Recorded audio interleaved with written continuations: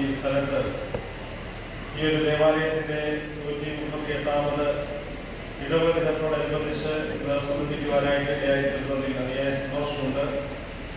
പ്രത്യേകിച്ച് ഇടവികാരി അച്ഛനെ, സർവ്വകാരി അച്ഛനെ, ഇടവയിലെ പ്രിയപ്പെട്ട അച്ഛന്മാരെ, പ്രത്യേകിച്ചും നമ്മോടൊപ്പമായിരിക്കുന്ന ജോസ് കെ ജോണച്ചൻ, പ്രിയപ്പെട്ട ഇടവയുടെ അനുവാക്കികൾ, പ്രിയപ്പെട്ടവരെല്ലാവരോടുമുള്ളതായ നന്ദിയും സ്നേഹവും കടപ്പാടും ഈ സമയത്ത് അറിയിക്കുന്നു. ഇങ്ങനെ ഇന്നത്തെ ദിവസം നമുക്ക് വേർതിരിച്ച് ഒരുമിച്ച് കൂടി കർത്താവിനെ ആരാധിക്കുവാനായിട്ട് നമുക്ക് അവസരം ലഭിച്ചത്. ഞാൻ അന്നേരം ഓർത്തത് ആദ്യം വിശുദ്ധ കുർബാന തുടങ്ങുന്നതിന് മുമ്പായിട്ട് ഒരു പാട്ടിൽ നിങ്ങൾ അത് ചുരുക്കി. അതുകൊണ്ടാണ് പറഞ്ഞത്, ഇന്ന് നമുക്ക് ആരാധനയിലുള്ള നമ്മുടെ പങ്കാളിത്തം ഏത് വിധത്തിലാണ്. ഞാൻ നമുക്കൊരു പാട്ടുകൊണ്ട് പാടുകൊണ്ടല്ല ചിന്തിച്ചത്. ആദ്യത്തെ ഒരു പാട്ടുകൊണ്ട് അവിടെ നിർത്തി. രണ്ടാമത് കുഞ്ഞുങ്ങളുടെ ഒരു സമർപ്പണ ശുശ്രൂഷിക്കേണ്ടി വന്നപ്പോൾ ആദ്യം ഒരു പാട്ട് പാടി, പിന്നീട് ഒരു സമർപ്പണത്തിൻ്റെ പാട്ട് പാടാൻ പറഞ്ഞപ്പോൾ ആ പാട്ട് തന്നെ ഒരു സ്റ്റാൻസ പാടി.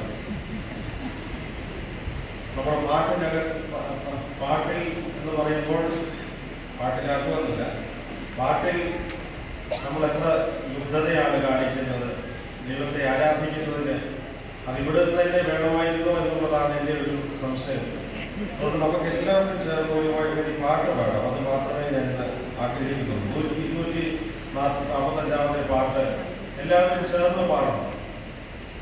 സാധു കൊച്ചുദേശി എഴുതിയ പാട്ടിൻ്റെ ആദ്യത്തെ ഒരു ചരണം നമുക്ക് ചേർന്ന് പാടാം. എല്ലാവരും ചേർന്ന് പാടണം. എൻ്റെ സമ്പത്ത് എന്ന് ചൊല്ലുവാൻ വേറെ ഒന്നും യേശു മാത്രം സമ്പത്താകും. എൻ്റെ സമ്പത്തെന്നു ചൊല്ലുവാൻ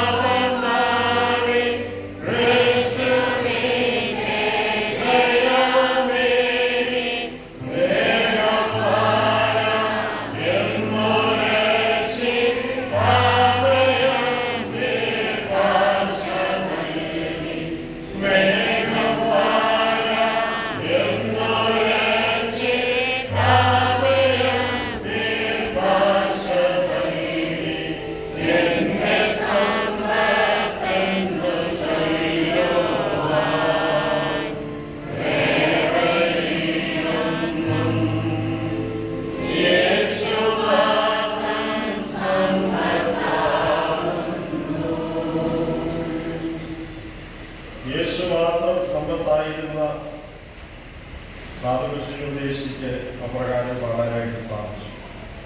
ഇന്ന് നമുക്ക് നമ്മുടെ ജീവിതത്തിൻ്റെ ഏക സമ്പത്ത് കർത്താവാകുന്നു എന്ന് നമുക്ക് പറയുവാനായിട്ട് സാധിക്കും.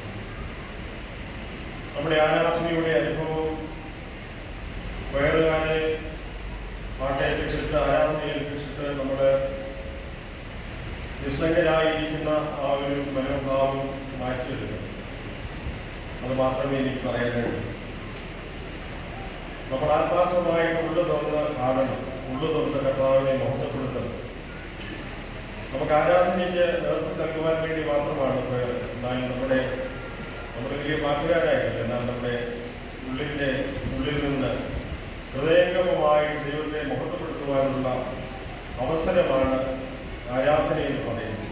ആരാധനയിലുള്ള നമ്മുടെ ഉൾച്ചേരൽ ഏറ്റവും അനുഗ്രഹീതമായി തീരുവാൻ തക്കവണ്ണം ദൈവം ഇടയാക്കട്ടെ എന്ന് പ്രാർത്ഥിക്കുന്നു. ഹൃദയമായിട്ട് നമ്മുടെ ആരാധനാ സമൂഹമാണ് നമ്മുടെ ഓരോ ഇടവകയും. കർത്താവായ യേശുക്രിസ്തു ലോകത്തിലേക്ക് വന്ന് അവിടുന്ന് ഈ ലോകത്തിൽ സഭ എന്നുള്ള ഒരു സ്നേഹീബദ്ധമായിട്ടുള്ള ഘടനാപരമായിട്ടുള്ള ഏതെങ്കിലും ഒരു സംഘടനയല്ല സ്ഥാപിച്ചത്. പിന്നെയോ അവിടെ നിന്ന് സ്ഥാപിച്ചത് ഒരു കൂട്ടായ്മയാണ്, ദൈവരാജ്യമാണ്. കർത്താവ് പറയുന്നു, സ്വർഗരാജ്യം അന്വേഷിക്കുവാനായിട്ടാണ് പറഞ്ഞത്. മുമ്പേ അവന്റെ രാജ്യവും നീതിയും അന്വേഷിപ്പിക്കുന്നു, അതോടുകൂടെ ഇതൊക്കെ നിങ്ങൾക്ക് ലഭിക്കുമെന്ന് പറയാം. Seek ye the kingdom of God. ദൈവത്തിന്റെ രാജ്യം അന്വേഷിക്കാനായിട്ട് മുൻപേ അവന്റെ രാജ്യവും നീതിയും അന്വേഷിക്കാനായിട്ട് നമുക്ക് ഇടയായിത്തീരുകയാണ്. ഇന്ന് നമുക്ക് ഒരുപാട് മറ്റ് അന്വേഷണങ്ങളുടെ ലോകത്തിലാണ് നമ്മൾ ജീവിക്കുന്നത്. ഇന്ന് 15 കുഞ്ഞുങ്ങൾ ദൈവരാജ്യത്തിന് വേണ്ടി സഭയുടെ അനുഗ്രഹീതമാക്കിയാലേ അത് നമ്മെ ദൈവിക വിചാരത്തിൽ, ദൈവിക ബോധ്യത്തിൽ മുന്നോട്ട് നയിക്കുന്നതിനുള്ള ഒരു മുഖാന്തരമായി ഭവിക്കേണ്ടത് ആവശ്യമാണ്. നമ്മുടെ ഇരിപ്പ്, വാക്ക്, വർത്തന രീതി, ജീവിതത്തിൻ്റെ വിവിധങ്ങളായിട്ടുള്ള ഇടപെടലുകൾ, ഇതൊക്കെ ദൈവത്തെ മഹത്വപ്പെടുത്തുന്നതിനുള്ള വലിയ മുഖാന്തരങ്ങളായി ഭവിക്കുകയാണ്.